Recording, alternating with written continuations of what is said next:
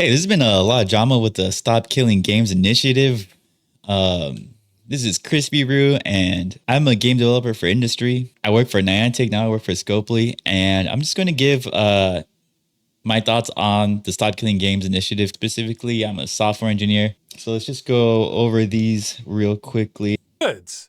This would not require publishers to give up any of their intellectual property rights, give up their source code, though that one would still be nice. It wouldn't require endless support. So I think in many cases, so I was mistaken initially about this, but I think in many cases, the publisher would have to give up source code, but it actually depends on what language the server was written in. If it's written in Unity, it's in C#. That means if you give the code to the community, they can just decompile C# code. If the server is written in Java or C#, then that code can just be decompiled even if it's given in the binary format. Because I guess this is really when we're talking about publishers giving it the source code, I think we're really talking about the server. For most games now, they're like live service games. You need to connect to a server.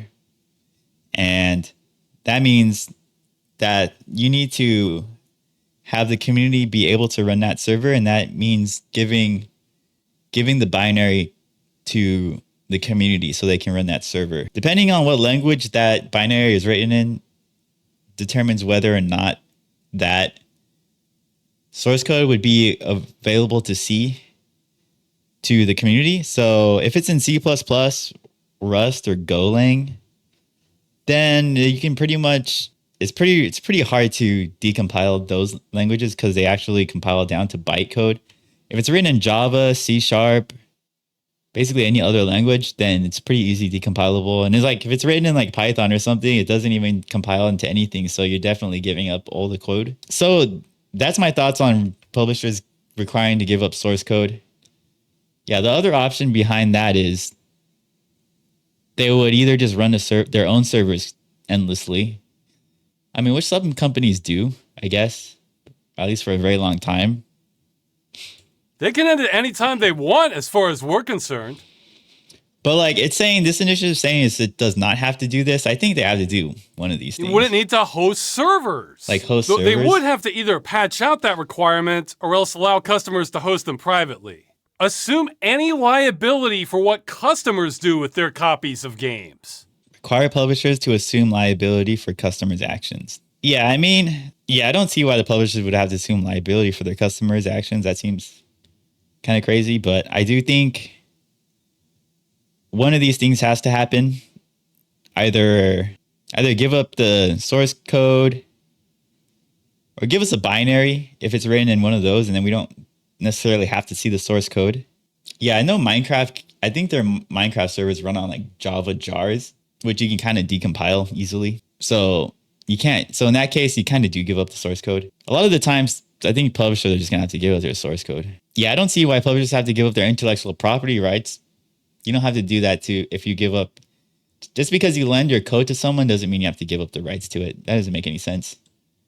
But again, yeah, I think at least one of these things has to happen, even if not all of them are required. I mean, I think at least one of them is. And finally, nothing about this initiative would have any impact on publisher business practices while the game is being supported.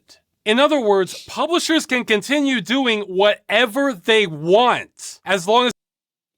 And like the reason I'm talking about like a game that requires a server is just because that's probably like that's just basically the thing to discuss, right? Because in a multiplayer, I mean, like if you have a single player game that doesn't require a server, then this is like, in that case, yeah, that's the easy case. So that means, of course, that there should be no world where a company can just end your single player game. Like if I bought Pokemon or something from like my Pokemon Blue on my Game Boy Advance or something, or whatever it was on, like if they could just like stop me from playing that game somehow, that would be kind of crazy. And I've never really heard of a company like intentionally removing a single player game from a player like that, even though I guess in the licensing they technically could if they somehow had the means to it. The Crew The Crew, on the other hand, is like a multiplayer car racing game. And like that requires like server support. So it's not like the company is like blatantly trying to remove access to players from playing their game. they just literally like they're just literally not hosting the servers anymore because of I guess the game just wasn't making any money for Ubisoft and they just shut it down. But I mean, like, I think that's just because the game was costing them money. A single player game doesn't cost any money to like support. There's no server, it's basically free. Like, it doesn't cost any money for the publisher to let players keep playing the games. Because you get to keep your game. It amazes me when some people say that's going too far in favor of the consumer. Though to be fair, that's probably not most Europeans. The idea here is we're just trying to stop games from being destroyed. That's it. So we're taking as narrow an approach as possible that still solves the problem. If we get enough signatures, then this goes before the European Union to be considered as new law. Yeah, I think I'm totally on board with the idea of stop killing games, like preventing, at least like updating the licensing so that the license doesn't like give full control to the publisher on like how you can use that game. There definitely needs to be a shift over to the consumer that allows the consumer more rights with what they purchase. It's unlikely that like a company is going to revoke service from a player being able to play one of their single player games. But I mean, I still don't want to give them the power to do that. Some like future where like they like find out they can ban players from playing single player games because they don't like them or something. I mean, it was like, that's not too crazy to believe in. So I definitely don't want to give companies that sort of power. It definitely does get like a little bit iffy when you're talking about like basically live service games or online multiplayer games. And I think like Pirate Software just like he had like giving birth to a cow when he started like listening about like how he thought this initiative was like about giving live service games, like making live service games into single player games, which is like pretty much impossible. Anyway, maybe it's not impossible, but it's basically a different game at that point. So maybe like it's like in that way it is impossible. It just doesn't really make any sense. But then again, that's like not the point of the initiative. Like the point of the initiative is to allow a way for the community to be able to play the game by being able to run their own community servers, pretty much. There's like a whole lot of drama surrounding this. What's it? Hey, Uranium, the TLDR of the whole Stop Killing Games. I don't know if you're still in here, but the TLDR is basically this guy is like spearheading an initiative about companies being able to after you purchase a game, being able to like prevent you from accessing or playing that game even after you purchase it. And The Crew is like the most blatant example where it's like an online multiplayer racing game. And Ubisoft, basically, I guess the game just wasn't making enough money, and Ubisoft just shut down the servers for the game, and then it's unplayable now because you can't log in. A lot of people got upset over that, and this initiative is like a way for companies to stop doing that. So like what they're saying is essentially that Ubisoft should not be able to just shut down their servers just like that. They should at least keep them running for the players that bought the game, or have an easy enough way for the community to continually to have some community server to host it, some easy way to do that. And that's usually by providing some binary for the server to be run with, or just giving away the source code. So that's a TLDR. We want more consumer rights for video games. Okay, I'm going to pull up the drama surrounding it. But before I do that, I just want to clarify one thing on a previous slide. Just really want to clarify this slide real quick. So a lot of the times won't require publishers to give up source code, but it really depends on like what engine they used and whether or not they have a server and what language that server is written in. Basically, like C# and Java code, a lot of games are written in C# and Java. Especially if you're using Unity, you're definitely using C# in the front end for your code.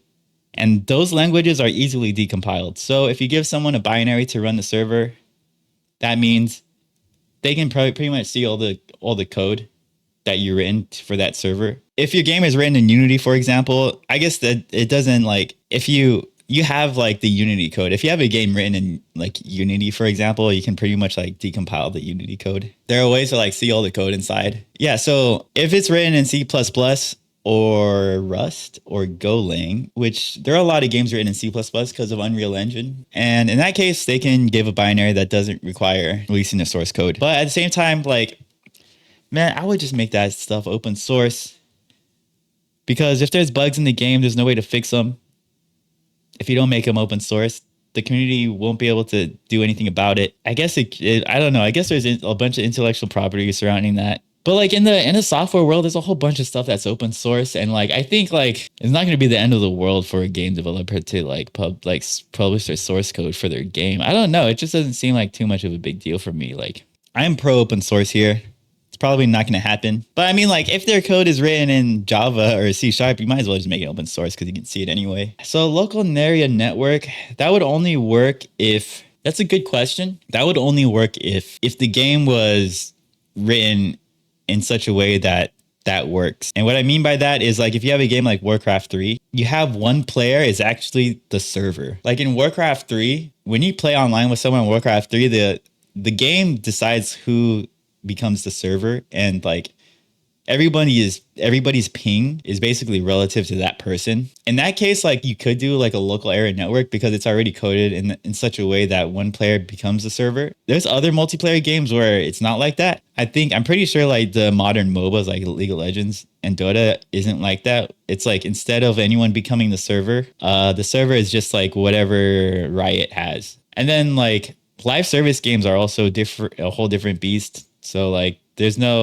not necessarily multiplayer games, but like everything requires like a server thing for it to work. But you might be able to get around that with like having like a local server somehow, if they can like figure that out. So you can keep playing the game.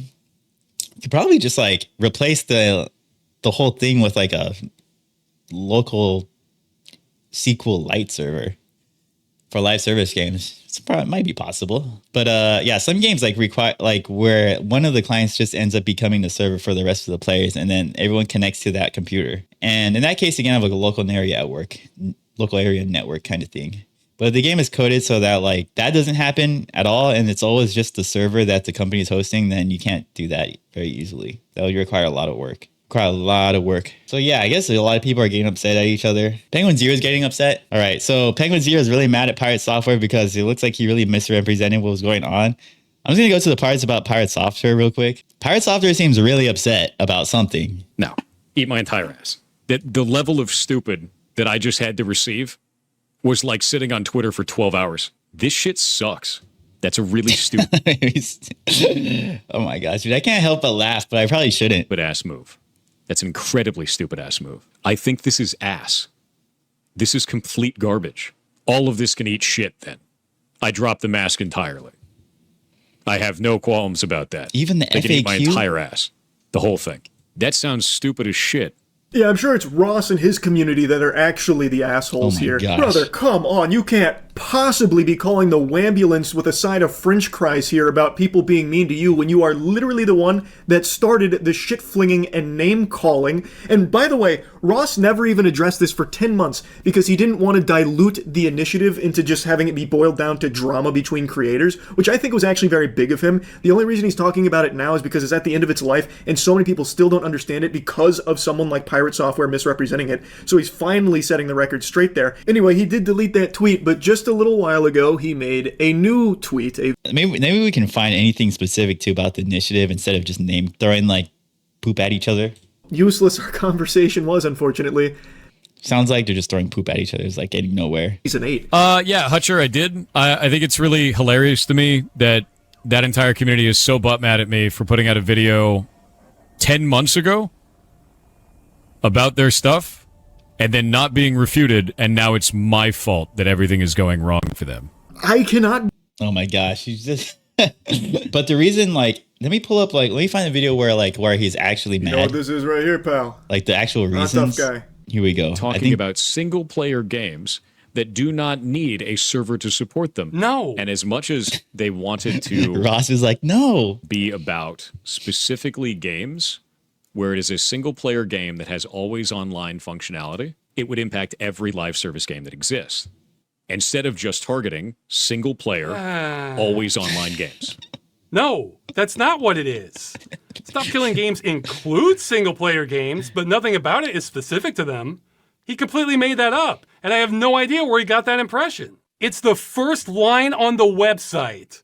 Stop Killing Games is a consumer movement started to challenge the legality of publishers destroying video games they have sold to customers.